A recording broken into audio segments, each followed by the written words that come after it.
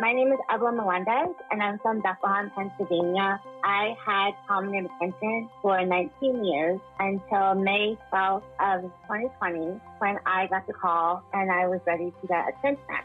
I was diagnosed with idiopathic pulmonary hypertension when I was 15 years old, so we don't know how I got it. I went through many different medications, mainly IV. After a while, the medications just weren't working for me, and it was my turn to finally be on the transplant list. And it took me a year to find the perfect match for me due to my size because I am on the smaller size. When I got the call, I was terrified, but I was also ready for the new start in life and to start all over again. After I got that call, I don't remember much. Everything was a blur. I just remember getting to the hospital and my entire team was so excited for me. And I think that was really important to have people behind you, cheering you on during the most important times in your life that you'll ever have.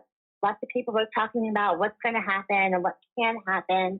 You know, they have to tell you the good with the bad. And then after that, I don't remember much. The first month or so, I want to say the second month was when I started to kind of remember things. So I was just told by family members different stories of like what I said and what I did. I think the most important thing was just waking up and being able to realize that you don't have pulmonary hypertension anymore and to take that deep breath that you never even knew that existed because all you've ever known was pulmonary hypertension. That is something I'll never forget, just being able to take a deep breath. And then once I was able to finally get up in bed and slowly just start walking my room and slowly start walking the hallways, I noticed that I was able to walk and not gasp for air or have to take a break, which seems so surreal to me since I've never had that before. I've always had to take breaks. And now I could do 3 miles on a treadmill, which doesn't seem like much to the average person, but coming from my world, it's a really big deal. You go through a lot of ups and downs. It's not easy. I definitely had a setback. Not everyone does. I had one. And so I was in the hospital a little longer, 2 months actually. And then once I was able to go home, I was only really going to a Gift at Lighthouse, which is a transplant hotel with patients all over. Have lung transplants, kidney transplants, plus families from all over. And it's just so nice to know that, like, you're not alone and these people know what you went through. You know, your family and friends can be there for you, but you actually have someone that knows exactly what you went through. So I was living in Philadelphia for 4 months, 2 months in the hospital, then 2 months at the transplant house. And it was just a lot of learning your body all over again. As I'm sure that other pulmonary hypertension patients will tell you, like, you know their body and you know when something is happening or going on and something is not right. So you go from knowing your body and your pH to completely having to relearn it again, learning how to walk again and just building up your strength in your muscles and learning the different signs of, like, you know, if your chest hurts, is this my chest hurting or is it just because I had, you know, a big lung transplant just now? It's all about relearning your body again in a healthier manner where it's not so scary in some ways. In some ways it is because transplant isn't a cure all. And that aspect, like, I don't want to make it seem like, oh, you get a transplant and like, that's it, I'm good to go, like, which you are, but I'll be taking medications the rest of my life. I'd rather take that than be on a pump that gave me so many infections. And after a while, I was just so exhausted from it and beat up. I was tired of relying on a pump to keep me alive. So now that I'm able to take oral medication, it's a really big deal because I wasn't allowed to do that in my pulmonary hypertension world. They were never strong enough for me. And transplant is something that also comes with mental health. Everyone's pretty scared of transplant, which they have every right to be. If you weren't, I would think something was off, to be honest. One thing my doctor told me, before I could even get on the list, I had to find a therapist and psychiatrist, which is the best thing and advice he's probably ever given me, because he gave me a full year of being able to speak my truth and my fears out loud and really get through them as much as possible. And then once I met my transplant doctor, I was ready to question him about all the terrifying things that could go wrong, what I've heard happen. I know for me, I can't help but think, well, what if that happens to me? So I think it's just a big deal of just being honest with yourself and honest with your doctor. And if you can't handle even thinking about transplant, I think it's best to see psychiatrist therapist and be honest with the pulmonary hypertension doctors. The more you're honest with them, the more they can help you. That's one thing I learned the hard way, unfortunately, because I wanted to be strong. But I think at one point I personally didn't know what to do anymore. It was too terrifying for me because I'm going to a whole different world now that I know nothing about. Where pulmonary hypertension, like I've had it since I was 15, and I'm 33 years old now. So I've kind of navigated my way through it, had my ups and downs, and I think since I've had it for so long, I got so used to it, I forgot that it wasn't the average thing someone has, if that makes any sense.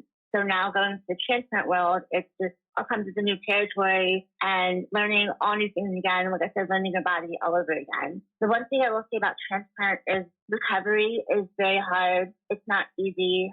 But I think if you have a great team behind you and great family and friends, it's going to be okay. You're not going to have the best days, but it'll be worth it at the end. If I had to do it again, at first I didn't think I would say yes to that, but I honestly would do it all over again if I needed to, because it's truly worth it at the end when you can just feel like, okay, I can start over again, and I can feel like I can do a job now, I can drive now, I can move out now. There's a lot of things I couldn't do at my last stages with pulmonary hypertension. Since I was on stage 4, I literally was only given 2 years to get a transplant. And I think it was boosted up more because of COVID. And my doctor was pretty scared that if I got COVID, there was a big possibility that it would have knocked me down and I would have died.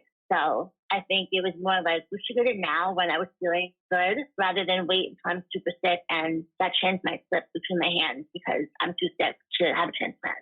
So I just got home about 2 weeks ago, and one of the first things I noticed that it just felt completely different. I felt I had more freedom with my health. I didn't have anxiety with it anymore. I wasn't looking over my shoulder. I know for me, like since I got transplanted, I had a lot more energy. Even when I got to the hospital and before I came home, when I was living in the transplant house, me and my dad and my mom, we would walk to the Target by there. And it was just so nice. And I felt so great being able to be like, hey, you want to walk to Target instead of drive? Before, I would have probably been like, no way, I'm not doing that. That's such a hassle for me. Where I was able to just be like, yeah, let's walk to Target. And it was such a great feeling to be able to just walk somewhere and walk back and not struggle at all. I think that was one of my first times that I felt like, oh my God, I didn't stop at all. I didn't need to catch my breath. I'm like breathing through my nose. I was a big mouth breather with pulmonary hypertension, and now I'm not, which that was like a really big deal for me. I just noticed I felt stronger overall since I was doing physical therapy while I was out of the hospital and living in Philly. I think that was the first time I was just like, this works. Like, even though I knew like I was well and it was like my lungs were doing great, I think it was just like a surreal moment. I don't know if it's just me, but I think I was just scared and second guess myself a bit. I knew that once you get new lungs, obviously there's no turning back. But just walking to Target from the transplant house was a really big deal for me. And then once I was able to come home, I think being able just to go out and do things and not feel like I had to calculate, like, well, I don't feel good, so maybe I'll lay down for a bit and then I'll see how I feel. Like, every day now I wake up and I have this like energy that I haven't had since I want to say my early 20s. So it's amazing feeling to just feel like I'm up in the morning and I don't feel like a slug anymore. Like I don't feel like my breathing's out of place or, I have chest pain or anything sort of that would come with my pulmonary hypertension. And the fact that I'm just out and about now. I don't know if it's just the confidence with new lungs. I just feel like a butterfly that just kind of like came out of her cocoon, That's exactly how I feel. Like I was in my cocoon for years. And now like, I'm finally free and just flying. Well, obviously, one of my biggest fears was dying. That was something that terrified me.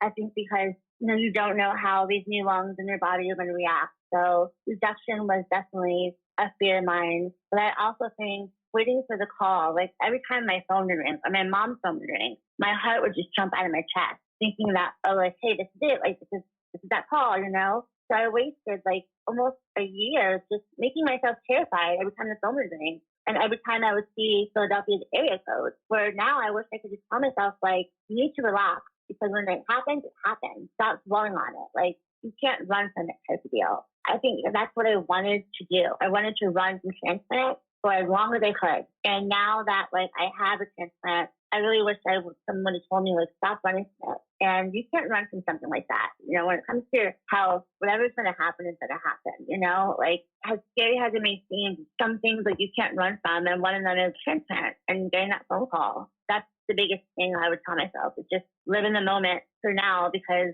in a couple months from now, like, the whole entire world is about to change. Now, I think I would tell people that are going through the trial of transplant is not to dwell on that call and not to dwell on the what if, just live in the moment, enjoy your life, and be excited for what is to come and not just the negative things that could happen. You know, there may be some bumps in the road, but it'll be worth it. And I think the biggest thing is being open, like I said, with your doctors about it. I think if your doctor thought you were too sick, he wouldn't even bring up transplant. You just have to keep imagining yourself like waking up from transplant and feeling good and taking that deep breath and imagining yourself being able to walk around and ride your bike and do things that, you know, you wanted to do with PH or you try to do, but you would have to stop because your PH would get in the way. If I would do it differently, I would just imagine all the positives that would come out of it instead of dwelling on the what ifs and the negatives, which is like the worst thing I possibly could have done. The last thing I would say is when you get a transplant, I know for me, I felt guilty that someone had to die for me to get lungs. So I was very honest about that with my transplant doctor. And he told me that there's a wrong way to think about it because my donor didn't die for me. It just happened. Don't feel guilty about it. Whether you got their lungs or not, that was going to happen. I think that's one way to look at it, but also be grateful for that person that was an organ donor because who knows, maybe I wouldn't have got that call if you weren't an organ donor and I would have waited longer.